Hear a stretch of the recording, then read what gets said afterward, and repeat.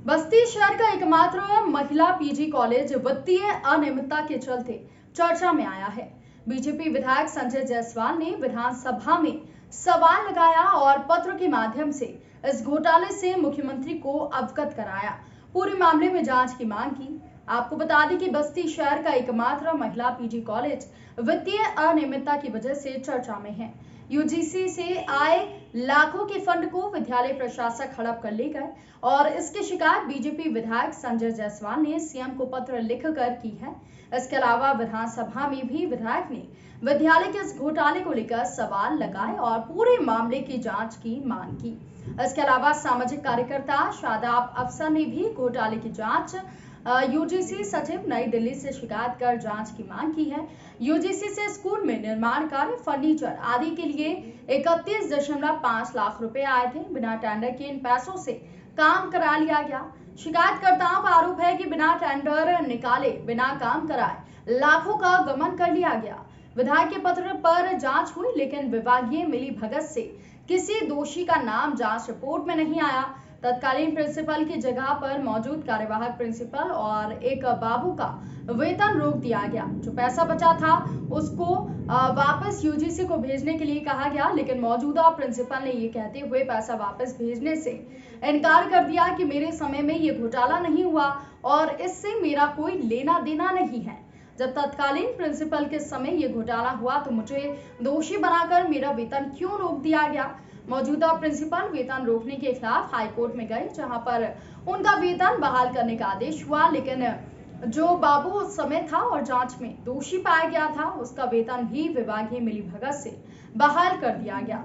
बहरहाल विधायक संजय जायसवाल ने कहा कि मुख्यमंत्री से शिकायत की गई है, जल्द ही इस मामले में कार्यवाही। एक ये यूजीसी का जो घोटाला हुआ है 29 लाख का, एक 22 लाख कुछ हजार का है, एक 6,90,000 समथिंग का है। इसका जो घोटाला हुआ है, इसका समायोजन अभी तक नहीं किया गया है। 2009-10 में ये पैसा आया हुआ था और इस पैसे के लिए प्रिंसिपल से लेकर के और हमने निदेशालय तक सारी शिकायतें की, लेकिन अभी तक उसके लिए हमको कोई जवाब नहीं मिला है, बल्कि हमसे नोटिस बयान हल्फी तक बनवा करके यहाँ से गई है और उसमें दोषियों को बचाए जाने की पूरी कोशिश की जा रही है।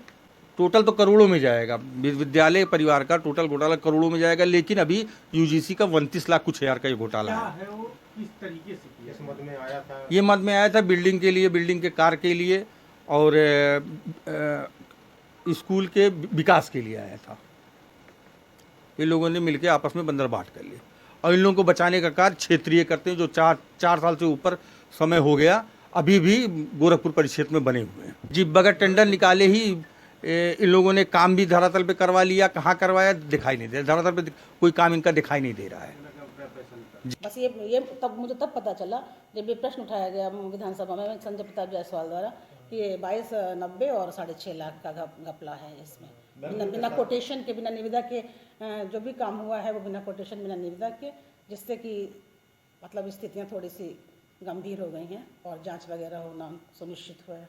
स्कूल का देख रहे हैं साफ सफाई किस तरीके से? कोई रिपोर्ट एसआईटी की जांच हुई ही नहीं, एसआईटी की जांच ही नहीं हुई। डिमांड तो हमने किया था मगर कोई जांच नहीं, मतलब कोई उसमें कार्य नहीं हुआ। कोई जांच कराएंगे तो पैसा किसने पाया था? नहीं, मैंने कोई जांच नहीं कराई। नहीं, आपको क्या लगता है कि पैसा कहाँ खर्च हुआ या फिर पैसा देखिए, पैसा जो भी खर्च हुआ वो विकास के कार्य में हुआ, मगर बिना निविदा के, बिना कोटेशन के, बस इतना मैं जानती हूँ। तरह की शिकायत थी वहाँ पे, जो भी शिकायत उस संदर्भ में हम लोगों ने माननीय मुख्यमंत्री को पत्र लिखा था और मुझे पूरा भरोसा है कि उस पर कार्रवाई होगी। उसमें विधानसभा में सवाल भी लगा था और सवाल के माध्यम से इस पर जाँच चल रही है। जो दोषी हैं उन पर गबन का आरोप है और इस पर मुकदमा पंजीकृत होगा, उनसे रिकवरी होगी। सरकार का जो संपत्ति है, जो नुकसान है जिन लोगों ने किया है, वो सरकार अपना पैसा छोड़ेगी नहीं और मुझे निश्चित लगता है कि सरकार उनसे अपना पैसा वापस लेगी और उन पर कार्रवाई भी होगी।